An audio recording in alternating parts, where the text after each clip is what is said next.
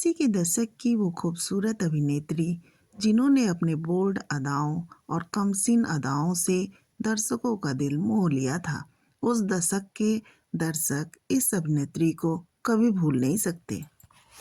इनकी खूबसूरती के दीवाने जहां बड़े बड़े फिल्म अभिनेताएं हुआ करते थे, वहीं डायरेक्टर प्रोड्यूसर भी इनकी खूबसूरती के दीवाने हो गए थे। खूबसूरती के मिसाल का उदाहरण हम ये भी दे सकते हैं कि मात्र 16 साल की उम्र में ही इन्होंने मिस यंग इंडिया का खिताब अपने नाम कर लिया था। और जब इन्होंने फिल्म इंडस्ट्री में अपना पैर रखा तो टॉप की हीरोइनों में इनकी गिनती होने लगी। इन्होंने कई हिट सुपर हिट फिल्में दी। हिट पे हिट फिल्म देने के बाद इस अभिनेत्री को कभी पीछे मुड़ के देखने की जरूरत ही नहीं पड़ी। इतनी बुलंदियों पे पहुंचने के बाद और इतनी प्रसिद्धि के बाद ऐसा क्या हो गया कि जनता ने इनका बहिष्कार कर दिया। इतनी पॉपुलैरिटी पाने के बाद इनके पति ने इनसे ऐसा क्या काम करवा दिया कि ये रातों रात बदनाम हो गई। इतनी संस्कृति और संस्कार वाली रोल अदा करने वाली ये अभिनेत्री, ऐसा क्या हो गया इनके साथ कि गैर मर्दों के साथ इन्हें संबंध बनाने पड़े और उसके वजह से ना ये घर की रही ना घाट की। क्या ऐसा हो गया था कि फिल्म के सेट पे सबके सामने शशि कपूर ने इन्हें जोरदार तमाचा जड़ दिया था। सब कुछ बातें करेंगे, इस वीडियो के अंत तक आप बने रहिएगा। जी हाँ, बिल्कुल सही पहचान रहे हैं, हम बात कर रहे हैं पूनम डिल्लो के बारे में, जो उस समय ये ड्रेस पहन लेती थी और जो हेयर स्टाइल और स्टाइल करती थी, उस समय की युवा लड़कियों के बीच वो फैशन बन जाता था। इतनी पॉपुलर थी ये अभिनेत्री। इस वीडियो में हम बात करेंगे इनकी पढ़ाई लिखाई और जीवन से जुड़े कुछ महत्वपूर्ण पहलुओं पे। पूनम ढिल्लों का जन्म 18 अप्रैल 1962 को उत्तर प्रदेश के कानपुर जिले में हुआ था। ये बिहार से बिलोंग करती थी, लेकिन इनके पिता एयरफोर्स में एरोनॉटिक इंजीनियर थे। इनके पिता का नाम अमरीत सिंह था और माता का नाम गुरचरण कौर था। इनके पिता का ट्रांसफर हुआ करता था क्योंकि वो एयरफोर्स में थे और माँ स्कूल में प्रिंसिपल हुआ करती थी। इनकी बहन एक डॉक्टर है और इनके भाई भी एक अच्छे डॉक्टर हुआ करते थे। पूनम ढिल्लों ने अपनी शुरुआती पढ़ाई चंडीगढ़ से की थी। पूनम एक पढ़े लिखे परिवार से ताल्लुक रखती थी, इसलिए पढ़ाई में काफी अच्छी थी। स्पोर्ट्स में भी ये हेड हुआ करती थी। पूनम ने अपने ग्रेजुएशन की पढ़ाई पंजाब यूनिवर्सिटी चंडीगढ़ से की थी। पूनम के बड़े दोनों भाई डॉक्टर थे, तो पूनम पे भी ये प्रेशर था कि वो डॉक्टर बने, लेकिन वो डॉक्टरी की ABCD भी ना पढ़ पाई थी। पूनम जब पढ़ रही थी तभी साल 1978 में उनके शहर चंडीगढ़ में एक ब्यूटी कॉन्टेस्ट का आयोजन हुआ था। इसका नाम था मिस यंग इंडिया। इसमें पूनम और उनकी सहेली शामिल होकर इस प्रोग्राम को देखना चाहती थी, लेकिन इस प्रतियोगिता को वही देख सकता था जो फॉर्म फिलअप किया हो। तो इस प्रोग्राम को देखने की इतनी चाहत थी कि पूनम ने इस कॉन्टेस्ट का फॉर्म भर दिया और पहुंच गई देखने। लेकिन कौन जानता था कि जिस आयोजन को ये देखने के लिए जा रही हैं उसी की विजेता बन जाएंगी।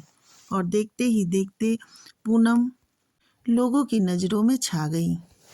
इस प्रतियोगिता को पूनम ने जीत तो लिया था, लेकिन उनकी सट्टी पट्टी गुम हो गई थी क्योंकि उन्होंने तो घर वालों को बिना बताए ही फॉर्म फिलअप किया था। अब वो सोच रही थी कि घर वालों को कैसे बताया जाए। लेकिन दूसरे दिन जब न्यूज़पेपर में पूनम ढिल्लों की फोटो छपी तो इनके घर वाले नाराज नहीं हुए बल्कि खुश हुए, और देखते ही देखते पूनम ढिल्लों पूरे शहर में छा गई और मैगजीन और न्यूज़पेपर में इनकी फोटोज छपने लगी। इन्हीं फोटो को देखकर यश चोपड़ा की नज़र पूनम ढिल्लों पे पड़ी। यश चोपड़ा को पूनम ढिल्लों की खूबसूरती इतनी भा गई कि उन्होंने अपनी फिल्म त्रिशूल में पूनम ढिल्लों को काम करने का ऑफर दे दिया। यश चोपड़ा ने जब पूनम ढिल्लों से बात की तो पूनम ने स्पष्ट मना कर दिया कि वो डॉक्टर बनना चाहती हैं, वो हीरोइन नहीं बनना चाहती। लेकिन यश चोपड़ा भी अपनी जीत के पक्के थे। वो तो ठान लिए थे कि पूनम को फिल्म में लेंगे। वो इनके परिवार वालों से बार बार मिलने लगे। अंततः परिवार वाले कहे कि ठीक है, पूनम फिल्म में काम करेगी, लेकिन जब स्कूल की छुट्टियां होंगी तभी वो फिल्म की शूटिंग करेगी। इस तरह पूनम पहली ही फिल्म में अमिताभ बच्चन, शशि कपूर, सचिन जैसे बड़े कलाकारों के साथ एंट्री कर ली। इस फिल्म में पूनम संजीव कुमार की बेटी का रोल अदा किया था और अपनी पहली ही फिल्म में इन्होंने काफी बोल्ड सीन भी दिए थे। इस फिल्म के सफल होने के साथ ही पूनम की चर्चा बड़े बड़े स्टारों के साथ की जाने लगी थी। अब बात करते हैं शशि कपूर ने उन्हें थप्पड़ क्यों मारा था। दरअसल एक सीन में शशि कपूर को पूनम ढिल्लों के गाल पे थप्पड़ मारने थे। अब बार बार मारने पे भी वो बढ़िया सीन नहीं आ रहा था जिससे लगे कि हाँ पूनम को दर्द हो रहा है। तब ये तय हुआ कि चलो पूनम को अचानक ही जोरदार थप्पड़ जड़ा जाएगा और शशि कपूर ने अचानक जोर से पूनम के गाल पे थप्पड़ मारा था जिससे पूनम एकदम ओरिजिनल सीन दे दी थी। थप्पड़ शशि कपूर ने बहुत जोरदार मारा था और उसके लिए उन्होंने पूनम से कई बार माफी भी मांगी थी। इस फिल्म के बाद पूनम के पास फिर से बड़ी बड़ी फिल्मों के ऑफर आने लगे लेकिन पूनम फिर से मना करने लगी कि नहीं वो अब मेडिकल की पढ़ाई करना चाहती हैं और वो फिल्में अभी नहीं करेंगी। लेकिन इस बार भी वही हुआ। यश चोपड़ा फिर से पूनम को मनाने में कामयाब हो गए। वो अपनी फिल्म नूरी के लिए पूनम डिल्लो को साइन करना चाह रहे थे और फिल्म के लिए पूनम डिल्लो को साइन कर लिया। ये फिल्म नूरी सुपर डुपर हिट साबित हुई थी। इस फिल्म में पूनम के साथ थे फारूक शेख। पूरी फिल्म से फारूक शेख को भी काफी फायदा हुआ था। ये फिल्म इतनी ज्यादा सफल हुई थी कि पूनम एक स्टार बन गई थी और इनके घर वालों ने भी तय कर लिया था कि पूनम को अब एक्ट्रेस ही बनना है। घर वालों के इस फैसले के बाद पूनम डॉक्टरी की पढ़ाई का ABCD भी नहीं पढ़ी और फिल्म एक्ट्रेस की बनने की दौड़ में शामिल हो गई थी। पूनम ने एक से बढ़कर एक फिल्मों में काम किया था। इनकी फिल्में थी काला पत्थर, रेड रोज, बीबी ओ बीबी और निशाना जैसी फिल्में असफल भी रही थी। लेकिन इतनी फिल्में असफल होने के बाद भी पूनम के कैरियर पे कोई प्रभाव नहीं पड़ा क्योंकि निर्माता निर्देशक को पूनम भा रही थी और इनकी खूबसूरती इनके दिल दिमाग पर छा रही थी। इसलिए वो अपनी फिल्मों में पूनम को लेना चाह रहे थे। इसके बाद पूनम ने दर्द, तेरी कसम, बसेरा, ये वादा रहा, ये तो कमाल हो गया, ये सभी फिल्में की और ये सभी फिल्में सुपरहिट रहीं। इस तरह से पूनम एक बार फिर से इंडस्ट्री में अपने पैर जमा ली थी। पूनम की मासूमियत और खूबसूरती हर डायरेक्टर को भा रही थी। पूनम भी किसी डायरेक्टर को निराश नहीं करना चाह रही थी। पूनम की कुछ प्रमुख फिल्में रहीं सोनी महिवाल, जान, जॉनी जॉन जनार्दन, सितमगढ़, तवायफ, समुंदर, नाम, कर्मा, दोस्ती दुश्मनी, कसम, बंटवारा, जुदाई समेत कई फिल्मों में इन्होंने प्रमुख भूमिका अदाई। इन्होंने लगभग 80 फिल्मों में काम किया था और हिंदी सिनेमा इन्हें आज भी इनकी खूबसूरती और अभिनय के लिए याद करता है। अब बात करते हैं पूनम की जिंदगी के विवादों के बारे में। जब यश चोपड़ा के साथ पूनम डिल्लो फिल्म साइन की तो ये विवादों में आ गई थी क्योंकि जब ये फिल्म साइन कर की थी तो फिल्म की शूटिंग के दौरान ये यश चोपड़ा के घर पे ही रहती थी और यश चोपड़ा के साथ अक्सर फिल्मी पार्टियों में देखी जाती थी और उस समय की मैगजीन में ये सुर्खियां बनी हुई थी कि यश चोपड़ा और पूनम डिल्लो के बीच कुछ चल रहा है। अब तो सारी दुनिया में यश चोपड़ा और पूनम डिल्लो की खबर जब आने लगी थी तब यश चोपड़ा से पूनम डिल्लो ने दूरियां बना ली थी। लेकिन सारे लोग ये बात जानते हैं कि इनके और यश चोपड़ा के बीच क्या रिलेशन था। इसी तरह पूनम डिल्लो जब सोनी महिवाल फिल्म कर रही थी तो उसमें सनी देओल के साथ इनकी नज़दीकियां काफ़ी बढ़ गई थी लेकिन जब इनसे इनके रिश्ते के बारे में पूछा गया तो ये बोली कि ये केवल अफवाह है। लेकिन ये बात भी तय है कि इन दोनों के बीच रिलेशन था। ये बात तो सनी और पूनम ही जाने। नूरी फिल्म के डायरेक्टर रमेश तलवार को पूनम डिल्लो बहुत अच्छी लगती थी और इस फिल्म की शूटिंग के दौरान वो इनसे काफ़ी प्रभावित हो गए थे। वो पूनम डिल्लो से शादी तक करना चाहते थे। पूनम डिल्लो ने जब कहा कि वो बॉम्बे शिफ्ट होना चाहती हैं तो रमेश तलवार ने मुंबई जैसे पॉश इलाके में इन्हें एक बंगला ही गिफ्ट कर दिया था और जब ये रमेश तलवार के मन की बात जानी तो उन्होंने तुरंत ही रमेश तलवार से दूरियां बना ली थी क्योंकि वो बोली कि मैं रमेश तलवार को केवल अपना एक फ्रेंड मानती हूँ।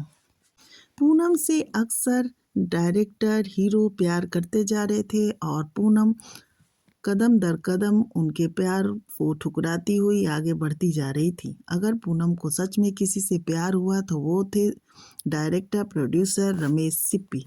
रमेश सिप्पी और पूनम ढिल्लों के बीच नजदीकियां काफी बढ़ती जा रही थी। रमेश सिप्पी पहले से शादीशुदा थे, ये सब जानते हुए भी पूनम ढिल्लों उनके साथ नजदीकियां बढ़ाती जा रही थी, लेकिन इन दोनों के बीच का रिश्ता भी ज्यादा समय तक नहीं चला।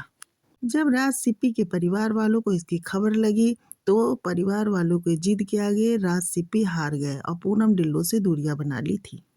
पूनम के ऊपर इस समय दुखों का पहाड़ टूट पड़ा था। राज सिप्पी से उनका ब्रेकअप हो गया था और उसी समय उनके पिता का निधन भी हो गया था। अब तो पूनम पूरी तरह से टूट गई थी। पूरी तरह टूटी पूनम की जिंदगी में उसी समय आए अशोक ठकरिया।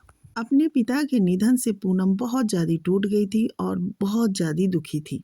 और होली का सेलिब्रेशन हो रहा था, उसमें अशोक ने देखा कि पूनम एक कोने में चुपचाप बैठी हुई है। तब अशोक ने एक बाल्टी रंग लेके पूनम के ऊपर डाल दिया। पूनम काफी नाराज हुई, उसके बाद फिर नॉर्मल हो गई। उसके बाद से ये दोनों दोस्त बन गए थे। कहते हैं कि उस दौर में अशोक रोज एक गुलाब का फूल पूनम के पास भेजा करते थे और पूनम दुखी थी और धीरे धीरे अशोक के प्यार की ओर खींचती चली गई। दोनों का प्यार परवान चढ़ा। साल 1988 में दोनों ने शादी कर ली। इस तरह से पूनम ढिल्लों से पूनम ठकरिया बन गई। शादी के बाद पूनम का एक बेटा अनमोल और बेटी पमोला हुई। अब तो पूनम फिल्मों से दूरियां बना ली और अपने बच्चों की परवरिश में बिजी हो गई। लेकिन अभी पूनम के जिंदगी में वो तूफान आना बाकी था जिसका जिक्र अभी हम करेंगे। पूनम अपने बच्चों की परवरिश में पूरी तरह बिजी थी और फिल्म इंडस्ट्री से भी दूरी बना ली थी। वो पूरी तरह से परिवार को संभाल रही थी, लेकिन वो एक बात नोटिस कर रही थी कि अशोक ठकराल अब उनके ऊपर ज़्यादा ध्यान नहीं देते थे। पहले जो इतना शादी पहले प्रेम जताते थे, वो प्रेम कहीं ख़त्म हो गया था।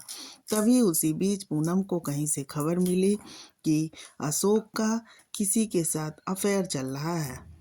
पूनम को जब ये खबर मिली तो पूनम इस बात को बिल्कुल भी बर्दाश्त नहीं कर पाई। पूनम के दिल दिमाग में एक ही बात घर कर गई कि अब जैसा धोखा मेरे साथ मिला है, वैसा ही धोखा मैं अशोक ठकराल को भी दूंगी, यानी कि अपने पति को। इसके लिए पूनम ने सोचा कि मैं क्या करूं। तभी उन्होंने एक हांगकांग में ही बॉयफ्रेंड बना लिया और उसके साथ जानबूझकर अपने अफेयर के किस्से फैलवाने लगी। वो ज़्यादा से ज़्यादा टाइम हांगकांग के अपने बॉयफ्रेंड के साथ गुजारने लगी थी। पूनम ने सोचा था कि जब ये बात उनके पति को पता चलेगी तो उनके पति आकर रिलेशन को सुधारेंगे और माफ़ी मांगेंगे, लेकिन इसके बिल्कुल उल्टा हुआ। पूनम अपने बॉयफ्रेंड के साथ एक्टिंग करते करते एक रात सच में फिसल गई और ये बात उनके पति को पता चल गई। फिर तो इस एक रात की काली कहानी की वजह से अशोक ठकराल ने पूनम से तुरंत ही मुंह मोड़ लिया और पूनम की जिंदगी में अंधेरा छा गया। पूनम की इस काली सच्चाई की खबर न जाने कहां से मीडिया को लग गई। फिर तो मीडिया ने इस बात को खूब भुनाया और देश भर में पूनम की खूब चर्चाएं हुई। इसके बाद ही साल 1997 में अशोक ठकराल और पूनम का तलाक हुआ। जो रिश्ता आपसी समझबूझ से भी संभाला जा सकता था, वो मीडिया के सामने और लोगों के सामने पूरी तरह से बर्बाद हो गया और बदनाम हो गया। बच्चों की जिम्मेदारी पूनम ने ले ली। पूनम अपने पति को सबक सिखाने चली थी, लेकिन वो अपनी इज्जत और पति दोनों से ही हाथ धो बैठी थी।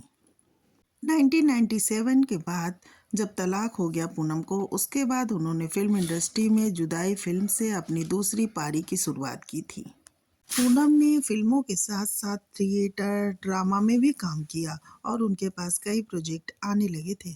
बिग बॉस में भी इन्होंने हिस्सा लिया था, जहां ये दूसरे नंबर पर रही थी। छोटे पर्दे पे अंदाज, एक नई पहचान जैसे धारावाहिकों में भी इन्होंने काम किया और एक अच्छी पहचान बनाई। एक बात तो रही कि पूनम की पर्सनल लाइफ चाहे जितनी ही डिस्टर्ब रही हो, लेकिन प्रोफेशनल लाइफ एकदम परफेक्ट रही। पूनम जब दोबारा वापसी की तो उनको फिल्में भी मिली, सीरियल्स में मिले। इसी कारण वो कपिल शर्मा शो में 2 बार नजर भी आ चुकी हैं। बिग बॉस में भी वो आई। ये राजनीति में भी आई। कांग्रेस पार्टी इन्होंने ज्वाइन की थी, लेकिन 2004 में इन्होंने कांग्रेस छोड़ के बीजेपी ज्वाइन कर ली थी। साल 2019 में पूनम को मुंबई इकाई का अध्यक्ष भी बनाया गया था। पूनम को राजनीति ज़्यादा रास नहीं आई, इसलिए उन्होंने राजनीति छोड़कर बिजनेस वूमेन बनना प्रेफर किया। आपने अक्सर हीरो हीरोइन को एक बड़े से वैनिटी वैन में तैयार होते देखा होगा। फिल्म इंडस्ट्री में वैनिटी वैन की शुरुआत पूनम ढिल्लों ने ही की थी, क्योंकि अक्सर शूटिंग के दौरान एक्ट्रेस को कपड़े बदलने में दिक्कत होती थी। उसके लिए पूनम ने पहली बार वैनिटी वैन ली थी। पूनम ने वैनिटी वैन की शुरुआत की थी और इसे ही बिजनेस में लिया और इनसे इन्हें काफ़ी फ़ायदा हुआ और आज भी इनका ये बिजनेस बहुत अच्छी तरह चल रहा है। पूनम ने अशोक ठकराल के बाद दोबारा शादी नहीं की। वो आज अपने दोनों बच्चों के साथ रहती हैं और सामाजिक कार्यों में चढ़ बढ़कर हिस्सा लेती हैं। पूनम आज भी उस पल को कोसती हैं जब उन्होंने इतना डरावना डिसीजन लिया था जिससे उनकी जिंदगी उथल पुथल हो गई।